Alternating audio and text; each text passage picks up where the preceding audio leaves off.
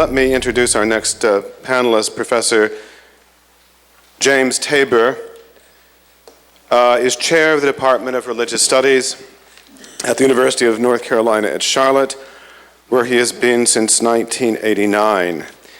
He previously taught at the University of Notre Dame, College of William and Mary. He is the author of Things Unutterable, a magnificent co-authored volume called A Noble Death with Arthur Droge. Is Arthur here? Is he in the audience yet? Okay. And most recently, The Jesus Dynasty, a new historical investigation of Jesus, his royal family, and the birth of Christianity, which you will find prominently displayed and for sale on the back table. Professor James Tabor.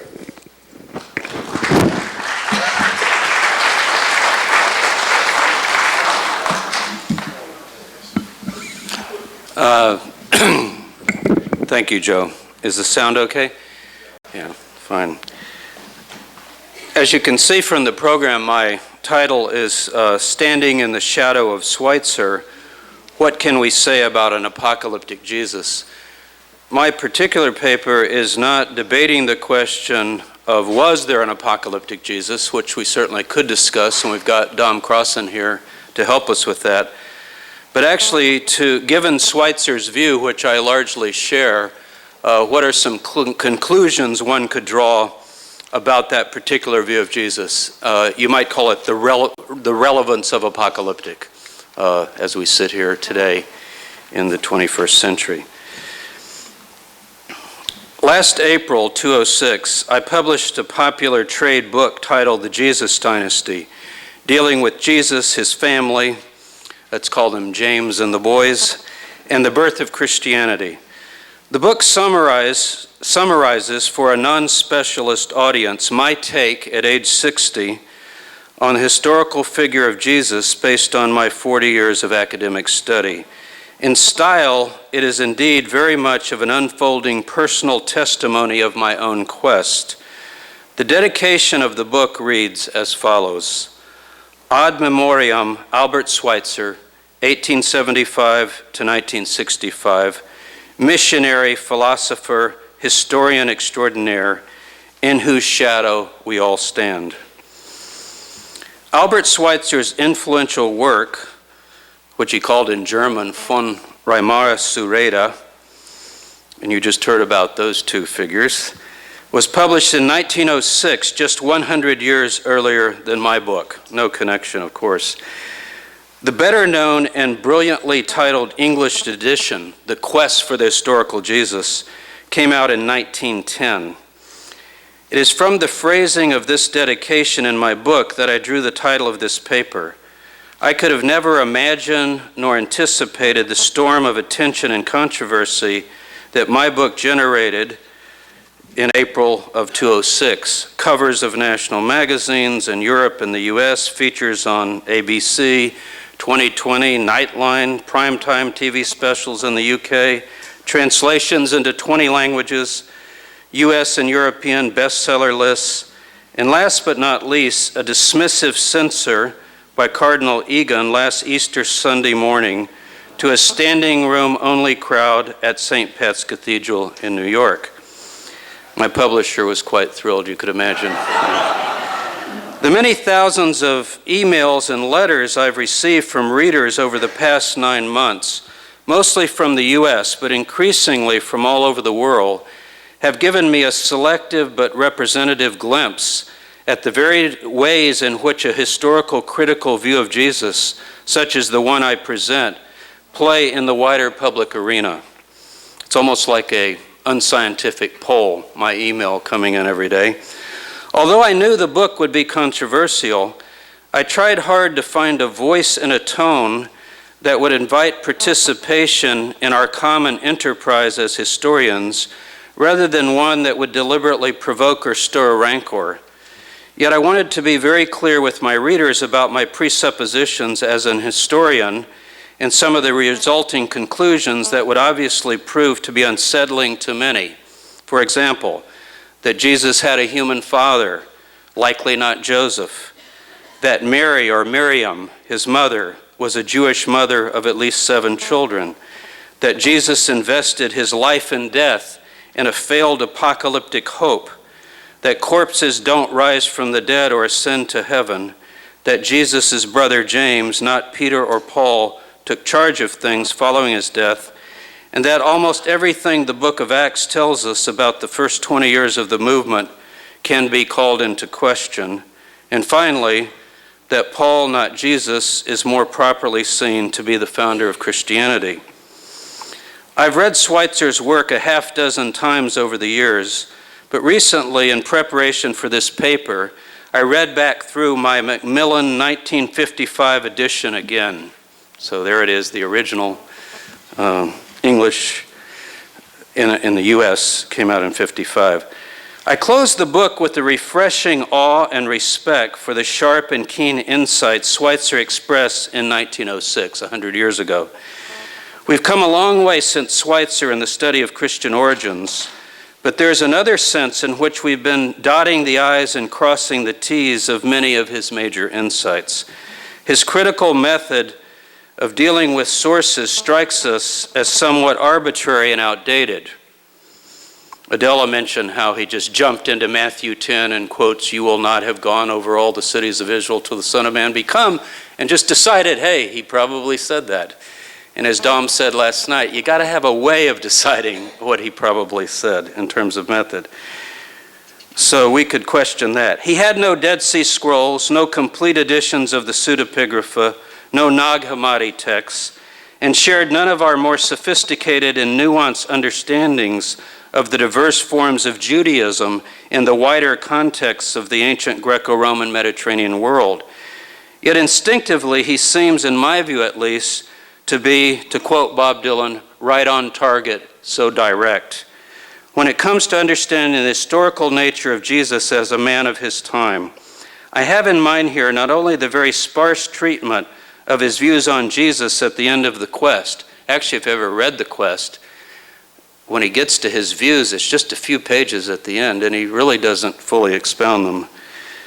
But his more extensive work, The Mystery of the Kingdom of God, published in 1914, as well as his later work, The Mysticism of Paul the Apostle, published in 1931. Schweitzer opens his rather dense 400-page survey of historical Jesus research down to his own time with the following sentence. Before Reimarus, no one had attempted to form a historical conception of the life of Jesus, period. That's the opening sentence of the book. He refers, of course, to Lessing's anonymous publication of Hermann Samuel Reimarus' writings in 1778. In particular, the fragment, The Aims of Jesus and His Disciples. And Adela just covered that very adequately, so I'm going to skip some of this. But here's his quote. This essay is not only one of the greatest events in the history of criticism, he's talking about Reimarus, it is also a masterpiece of general literature. Schweitzer knows his heroes over the next 128 years, up to him in other words, and he celebrates them exuberantly.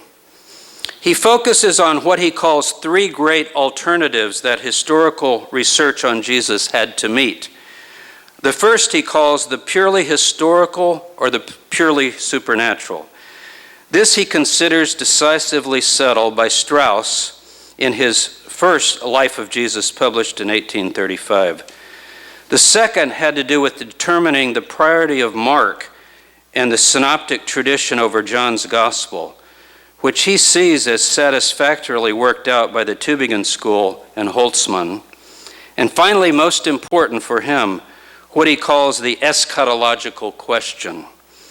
Here his hero is Johannes Weiss with the publication of his work on the preaching of Jesus concerning the kingdom of God in 1892. In Schweitzer's final and most important chapter, he argues that the union of what he calls thoroughgoing skepticism, there's your word, and thoroughgoing eschatology represents an impassable and enduring obstacle to traditional Christian theology. Jesus, according to Schweitzer, lays hold of the wheel of the world to set it moving on that last revolution, which is to bring all ordinary history to a close. It refuses to turn, and he throws himself on it, and it does turn and crushes him. And he goes on to talk about the mangled body through the ages. Stuck to the wheel, I take it. And yet, even with this perspective, this negative theology, as Schweitzer calls it, of a failed Messiah, he leaves the reader with his final chapter that he calls results. Now, this is surprising. Don't read the last chapter first. He writes, quote, Jesus means something to our world because of a mighty spiritual force that streams from him and flows through our time also, quote, unquote. And further, it is not Jesus as historically known, but Jesus as spiritually arisen within men, who is significant for our time and can help it. Not the historical Jesus, but the Spirit which goes forth from him, and in the spirits of men strives for new influence and rule, is that which overcomes the world. So you see, our revered Albert Schweitzer ends up making very strong theological statements and affirming in his own way the ongoing relevance of Jesus. Apocalypticism and apocalyptic ways of thinking and living in their late Second Temple Jewish manifestations focus on the imminent end of the age and the wholesale overthrow of the powers that be, both visible and invisible. From the standpoint of the apocalyptic group, it involves nothing less than a cosmic takeover through the power and agency of God, followed by a new world order, namely the rule of God and the triumph and vindication of the people of God. It has a linear and temporal focus, that is, time ends or a new era comes. But the unseen, I should say normally unseen, because some people like Paul see it, but the normally unseen heavenly world of Satan, the demons, and the corrupt state of the cosmos are an essential and ever-present foreground. Professor Collins also talked about that, how apocalyptic is not simply the end of the age, but it also has with it a whole understanding of the way things are set up and how they need to be fixed in the first place. And so it's a very thick kind of worldview. John the Baptist, Jesus, James, Peter, and Paul all lived and violently died with this imminent hope of cosmic reversal on their lips. That's an assertion of mine. What they most expected to happen never came about, and what they could have never imagined, namely the second century heyday of Roman glory and power and the terrible destruction of Jewish life in the land of Israel, became a reality. This is and remains the fundamental historical reality. So what are we to make of this disappointment and failure? In other words, what are we to say about an apocalyptic Jesus? With Schweitzer, I see Jesus as a full and willing participant and key agent in these failed apocalyptic hopes and dreams, without discounting the important ways in which Jesus' message that the kingdom of God has come upon you, reflected in a more realized eschatology with revolutionary social and political implications here and now. I'm thinking particularly of Crossan's work, which I guess I want to combine with the failed apocalyptic. That is, Jesus is not just an end-of-the-world proclaimer. He's also thinking that this new revolutionary social order is already being inaugurated and breaking into history. And I don't see those as contradictory. The wind-up is what becomes contradictory. That is, what he thought would happen didn't happen. I nonetheless want to face squarely the stark implications of all those bodies that did not rise and those dead messiahs who never returned. When prophecy fails, prophetic expectations based on authoritative texts, when prophecy fails, that is, prophetic expectations based on authoritative texts, there are three classic responses. The first is postponement. We were wrong, but it will happen. It could be a recalculation. We see this often in the Dead Sea Scrolls. We also see it in the Talmud, where finally, in Sanhedrin 96, the rabbis say, look, no more calculating. All the times have been exhausted, and it'll come when it comes. Secondly, marginalization. That is, don't read those books. They'll make you crazy. Daniel and Revelation particularly. They're there, and there can be some instruction from them, but don't be one of those people that comes along and says, I've got it, I figured it out. The 70 weeks prophecy means this or that, if you're familiar with that detail. And finally, allegorizing. That is, rereading the text not in a apocalyptic, end-of-the-age way at all, but maybe as in a kind of parabolic way, symbolizing an eternal struggle of the forces of good and evil through history, and the kingdom of God as representing the triumph of God through history and so forth. Think of Augustine, City of God. On one level, each of these is an attempt to affirm that failure is actually success, meaning prophecy really never fails, does it? And what seems to be defeat and disappointment is somehow still victory. There are, of course, ways, perhaps commendable ones, in which the ancient language and imagery of apocalyptic thinking might provide powerful symbolic expression to the human struggle against evil and the hope of a transformed world. After all, we've had our share of antichrist, have we not, and beast powers, and wearing out of the saints for the sake of righteousness through history. But I would want to sharply distinguish between the symbolic and the operational, between projection versus agency. What I mean by that is it's one thing for someone to allude to and use symbols, and it's another thing for someone in a social setting to actually say, we are that group living before the end, and here's what's going to happen, and here's how our lives will be transformed as we put this into operation. Something like the David Koresh group at Waco that I dealt with rather closely. And also projection and agency. A Freudian, such as my friend Professor Janowitz, could well say, well, you know, this is just fantasy projection. However, she might want to explain apocalyptic. I don't know that she's here. And that's a nice armchair analysis, but when someone actually doesn't simply talk about what they project in terms of fantasy, but they propose some sort of an agency, putting it on the road, really doing something with it, then I think that concerns us socially and historically in tracing all the apocalyptic and millenarian movements.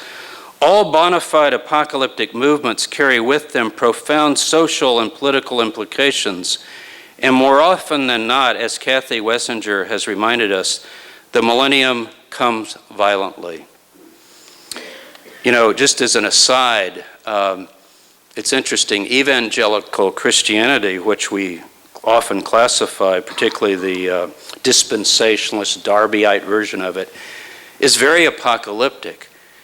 And I know all of you skeptics out there would say, you know, the Left Behind series or something like that is a very lamentable trend in our society, that could be a bestseller, that it could outsell your book or my book by many millions.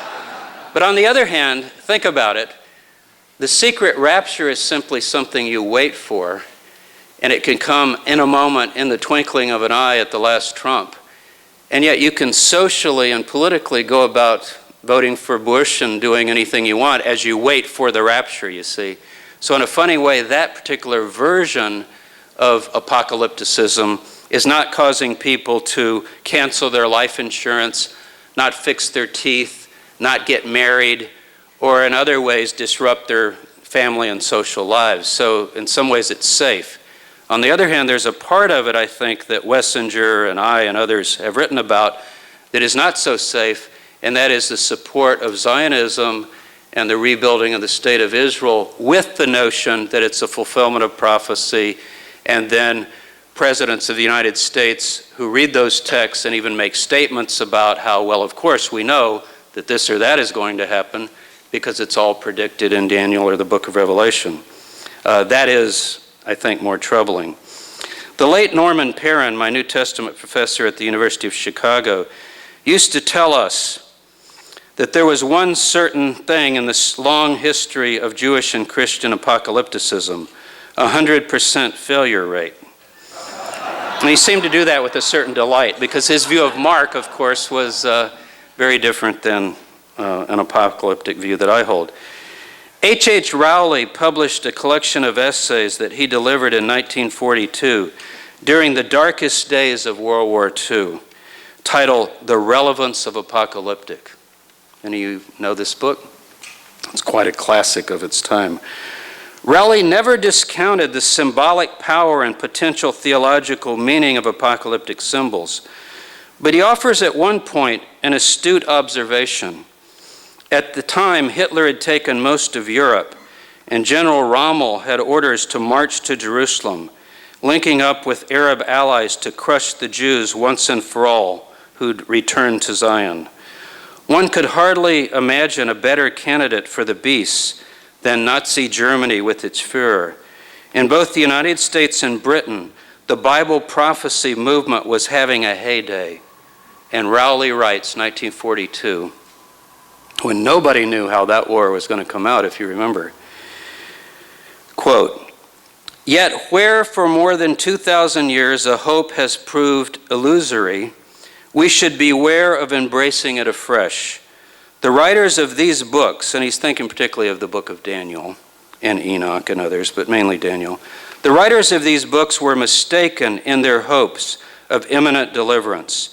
Their interpreters who believed the consummation was imminent in their day proved mistaken, and they who bring the same principles and the same hopes afresh to the prophecies will prove equally mistaken." Clearly, historians who see Jesus as an apocalyptic visionary are not advocating any literal appropriation of the thought world that Rowley here censors. On the other hand, even Schweitzer, in his final chapter, with all his thoroughgoing skepticism and thoroughgoing eschatology, cannot resist a bit of theologizing or perhaps sentimentalizing of his own. Although this paper deals with an apocalyptic Jesus, let me close with some thoughts on Paul, who is our earliest and only unmediated source for the kind of apocalyptic thinking that characterized the Jesus movement up through the end of the first century. For those of you who are not familiar with sources, and we did have a question, Dr. Collins had a question, I think, about, well, what about dates and sources, and how do you put all this together? And Crossan mentioned last night, this mound of Jesus material, how does one sort through it? This handout is for you to take home and think about if this is outside your field. Essentially, what Schweitzer relied upon, and many of us still work with primarily, are these texts from Paul, who would be our earliest source. And by unmediated, the first text here, I mean that he comes to us, I think, in an unedited form. That is, except for certain sorts of textual variants, he doesn't have a redactor in these 7 core epistles. And then the Q source, and then Mark, if you do consider Mark as the earliest gospel. So there you have some of the materials laid out for you. How did I choose these? I chose samples of the passages that appear to give us the best glimpse at the very raw and real apocalyptic expectations of this Jesus movement. That is from Paul to, I think, Jesus himself, as well as Mark's presentation of Jesus. In terms of Paul, let me just read the first passage, because I think this says it all. He's talking about people that have died before the coming of the Lord. And so he says, with some sort of bat kol, right? Word of the Lord. "For this we say to you by the word of the Lord, that we who are alive and that are left to the coming of the Lord shall in no wise precede them that are fallen asleep, that have died. For the Lord himself shall descend from heaven with a shout, with the voice of the archangel, and with the trump of God, and the dead in Christ shall rise first. Then we that are alive and are left shall together with them be caught up in the clouds to meet the Lord in the air, and so shall we ever be with the Lord." Some of you are quite familiar with that, but some of you might find the realistic description of that event rather shocking. Bodies coming up and being transformed, as he explains in 1 Corinthians 15, in some new state and rising up in the clouds and so forth. Or the second passage, he asks the Corinthians, "Do you not know that the saints shall judge the world?" This is actually coming out of Daniel chapter 7, where there's this prediction that the saints of the Most High will take charge of the kingdom. "And if the world is to be judged by you, are you unworthy to judge the smallest matters? Do you not know that we shall judge angels?" Notice the first person. "And how much more things that pertain to this life?" And in that same letter, he's asked about very practical matters. Should I get married? If I'm a slave, should I try to be free? And so forth. Should I go into business? Should I buy life insurance?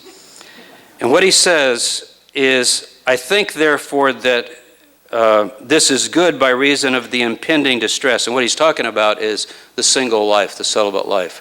It's not required, but it's really better considering the circumstances. It's a celibacy of apocalyptic necessity. All of these words in Greek, the impending distress, and the others that I've underlined. Namely, it's good for a man to be as he is, but as I say, brethren, the appointed time is shortened. Again, a phrase from Daniel, the appointed time of the end. "And henceforth, those that have wives will be as those they that had none, and those that weep as they that wept not, and those that rejoice as though those who rejoice not." This is actually coming from Isaiah 24, the passage I mentioned yesterday to Richard Rubenstein, where the buyer and the seller and the slave and the free and the rich and the poor are all together at that apocalyptic moment.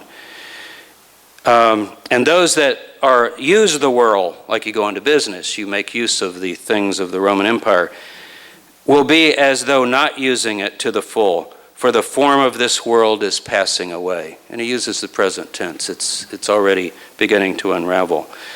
I won't read the rest, but I'll read you what I conclude with about Paul.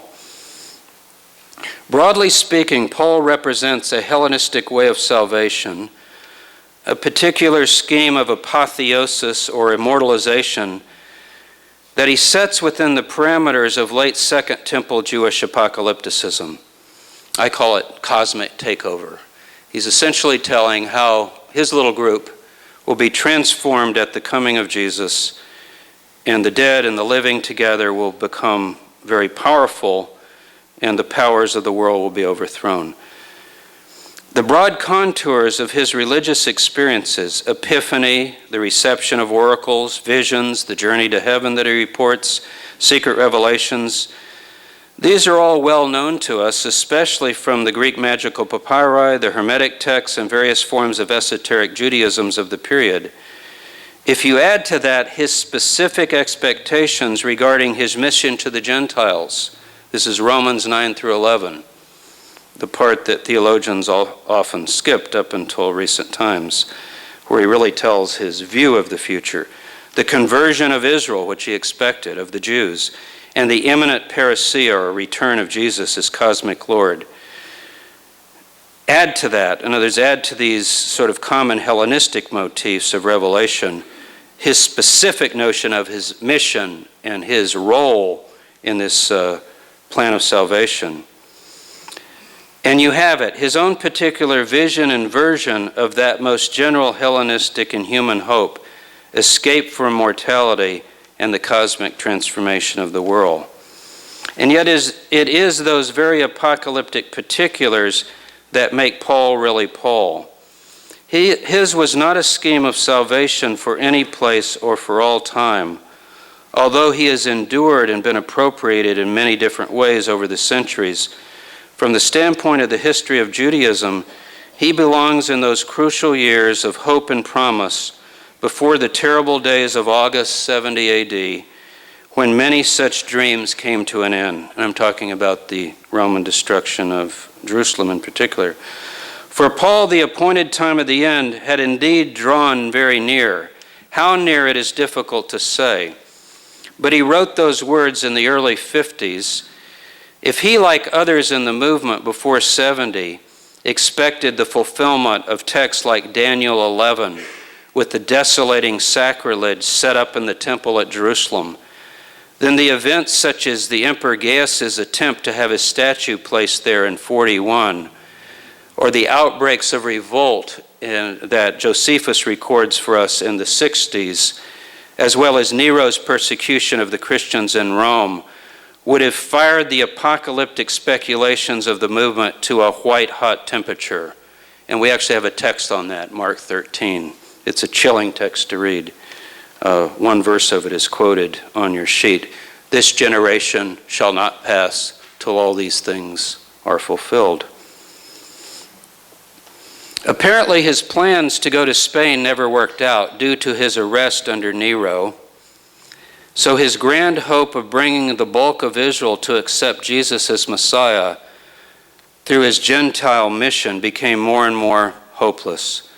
By 70 CE, it was becoming increasingly difficult to maintain any immediate hope for the, quote, redemption of Israel.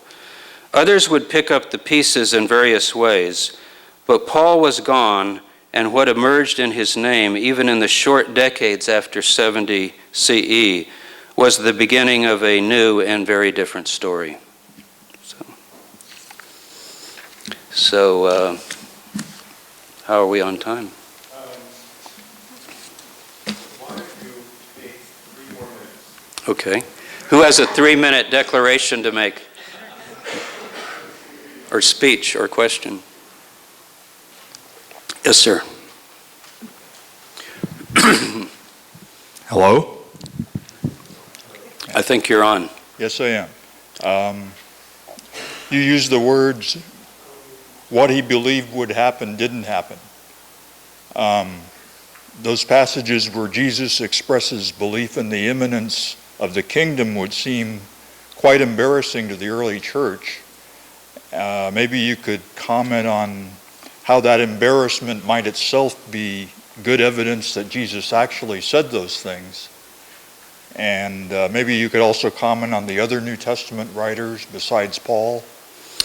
Well, certainly he was remembered to have said these things quite comfortably by the group that still wants to affirm that. I think it would be something very similar to what we see going on in the Dead Sea Scrolls. That is, it's the postponement idea that it hasn't come yet, but it will come, and maybe we didn't fully understand all the events, but they're guaranteed by the prophets. And so I don't really see until some of the later writings of the New Testament, 2 Peter, for example, that begin to directly address this notion of the so-called delay and or failure of the parousia. 2 Peter is the one that says, don't listen to those scoffers who say, you know, it's been a long time and all things continue, because it'll still suddenly come like a thief in the night, so don't give up hope. We have a very interesting parallel to that. It's rare that you get such good parallels, and that is in the Habakkuk Pesher of the Dead Sea Scrolls, where there was the idea that from the death of the teacher until the coming of the end, the destruction of all the men of wrath, as it's actually called, would pass about 40 years, about a generation. And there's a passage in Habakkuk, it's a very convenient passage, that says, the vision is sure, but if it tarries, wait for it, it will surely come. And then Paul's favorite verse is quoted, the just one will live by faith. And in context, what it means in Habakkuk, of course, is faith that, in fact, the interpretation of the teacher, who, remember, revealed all the mysteries of the prophets, so he can't be wrong, will in fact come about. And so there's an example of an apocalyptic community that in no way gives up the vision. I'm trying to think, just certainly the book of Revelation doesn't give it up. Gerd? May I make a statement about that? In 1 Thessalonians, Paul is quite explicit by saying, well, we. Good, yeah. And, I mean, people were dying away, and there had to be a time where people were wondering whether Paul was right, and in fact, that happened. If you look at 2 Thessalonians, in 2 Thessalonians, you have people claiming the day of the Lord has come, obviously one was thinking about Paul and concluded, well, he implied that they must have come. He was right after all, but changed a little bit. And do you know what this author of 2 Thessalonians did? He said 1 Thessalonians is a forgery. So that's also a way to deal with that question. So I think studying the relationship of 1st to 2 Thessalonians shows that some thinking has been going on, and it's a quite radical view to withdraw 1 Thessalonians. And even more ingenious it is then, after all, to say, well, both were written by Paul, 1st and 2nd Thessalonians that happened in the generations after that. So it's fascinating. It's a good point. I have a slightly different view of 2nd Thessalonians, and I don't know what your view would be. But I wonder if it could also be, it's clearly dealing with this one event that Mark 13 says is the sign of the end, and that is this final evil figure needs to sit in the temple and so forth. It could also be a cautionary note that, look, by a follower of Paul, still in keeping with what Paul would have also thought, that yes, we all expected to see this, but the sign has to be the person coming and sitting in the temple. And as Mark 13 says, when this happens, then you'll know it's near at the door. So I wonder if it's actually refuting 1 Thessalonians, or perhaps a follower of Paul reminding the reader, don't jump the gun. All of these things have to take place, but I'm not sure. But he claims that somebody has forged a letter. He's warning against a letter written by Paul. He does, but I wonder... He supposes forgery in early Christianity. Yeah. He doesn't say which letter, though. But you could be right on that. Okay, I'm going to be the academic umpire at this point and thank Professor Tabor and Professor Ludeman for this discussion.